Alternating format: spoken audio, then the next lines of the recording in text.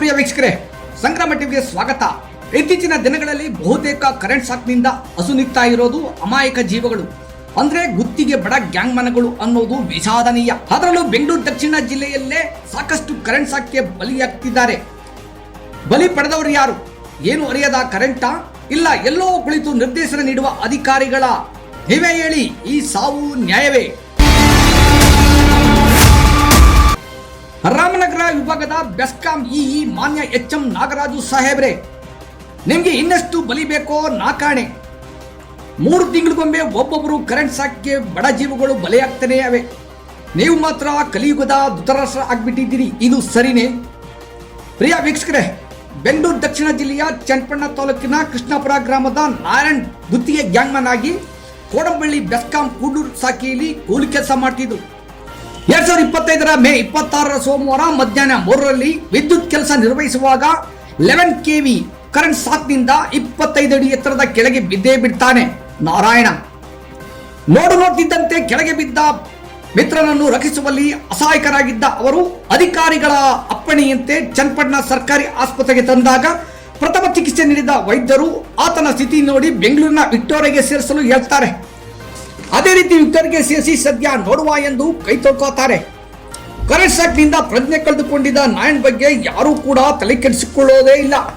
ಅದರಲ್ಲೂ ಕೂಡ್ಲೂರು ಎಇ ಶೇಖ್ ಮೊಹಮ್ಮದ್ ಕಾಸಿಫ್ ಆಗ್ಲಿ, ಕೋಡಂಬಳ್ಳಿಯ ಎಡಬ್ಲ್ಯೂ ಶಿವರಾಜು ಹೆಗ್ಡೆ ಆಗ್ಲಿ ಈ ಘಟನೆ ಬಗ್ಗೆ ಕನಿಷ್ಠ ಸ್ಥಳೀಯ ಅಕ್ಕೂರು ಪೊಲೀಸ್ ಠಾಣೆಗೆ ದೂರು ನೀಡೋದೇ ಇಲ್ಲ.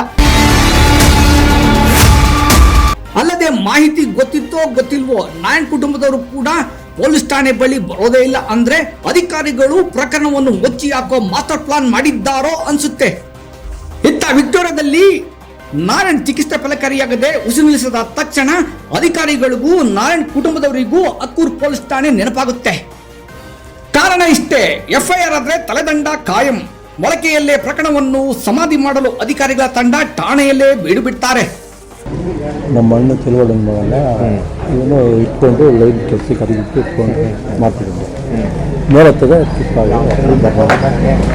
ಇವರು ಸ್ಟೇಷನಲ್ಲಿ ಇಂಪ್ಲಿಮೇಷನ್ ಮಾಡಿಲ್ಲ, ಬೇರೆ ರೆಕಮೆಂಡೇಶನ್ ತಗೊಂಡು ಅದನ್ನು ನಾವು ಅಲ್ಲಿ ಅವರು ಇನ್ಫಾರ್ಮ್ ಮಾಡಲಿಲ್ಲ, ನಾವು ಯಾವ್ದು ರೆಕಮೆಂಡೇಶನ್ ಮೇಲೆ ಅವರು ಜಿಯೋ ಅವರು ಫೋನ್ ಮಾಡ್ಕೊಂಡು ಮಾಡಿಬಿಟ್ಟು ಇನ್ಫಾರ್ಮ್ ಮಾಡಿ ಊರು ಬಿಟ್ಬಿಡೋಣ ಅಂತ ಅವರು ಪ್ಲಾನ್ ಮಾಡಿ ಮಾಡಿದ್ರು.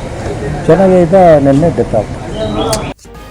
ಭಾರತೀಯ ನ್ಯಾಯ ಸಂಹಿತೆ ಸೆಕ್ಷನ್ 106 ರಂತೆ ಕರ್ತವ್ಯ ನಿರ್ವಹಿಸುವ ವೇಳೆ ವ್ಯಕ್ತಿ ಸಾವನ್ನಪ್ಪಿದರೆ ನಿರ್ಲಕ್ಷ್ಯದಿಂದ ಸಾವನ್ನುಂಟು ಮಾಡುವುದು ಎಂದು ಪರಿಗಣಿಸಿ ಸಂಬಂಧಿಸಿದ ಅಧಿಕಾರಿಗಳ ಮೇಲೆ ಎಫ್ಐಆರ್ ಮಾಡಬೇಕು.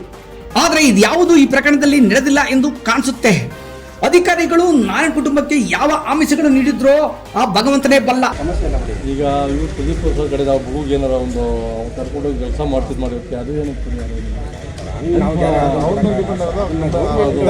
ಫಸ್ಟು ಅಲ್ಲ ಬರಲಿ ನಮಗೆ ಬೇರೆ ಪ್ರೈವೇಟ್ ಕಂಪ್ನಿ ಆ ಥರ ಮಾಡೋದು. ಡಿಪಾರ್ಟ್ಮೆಂಟಿಗೆ ತಗೊಳಕ್ಕೆ ನಮಗೂ ಕೋರ್ಸಿಲ್ಲ, ಯಾರಿಗೂ ಕೋರ್ಸಿರಲ್ಲ. ನಮ್ಮ ಕಡೆ ಏನು ಸಹಾಯ ಬಂದ ಪಾಪ ಮೃತ ನಾರಾಯಣ್ ಕುಟುಂಬದವರು ಅಧಿಕಾರಿಗಳ ಸಮ್ಮುಖದಲ್ಲಿ ದೂರು ನೀಡಿ ನ್ಯಾಯ ಸಿಗುತ್ತೆ, ಪರಿಹಾರ ಸಿಗುತ್ತೆ ಎಂದು ಕನಸು ಕಟ್ಟಿಕೊಂಡಿದ್ದಾರೆ. ಅಯ್ಯೋ ಶಿವನೇ, ಅವ್ರಿಗೇನ್ ಗೊತ್ತು ಈ ಅಧಿಕಾರಿಗಳ ಆಟ. ವಿದ್ಯುತ್ ಅವಘಡದಲ್ಲಿ ದಾರುಣ ಕಂಡ ಅಮಾಯಕರ ಸಾವಿನ ಪ್ರಮುಖ ರೂವಾರಿಗಳಾದ ಅಧಿಕಾರಿಗಳಿಗೆ ಕಾಕಿ ಕಾವಲಿರುವುದು ದೊಡ್ಡ ದುರಂತವೇ ಸರಿ.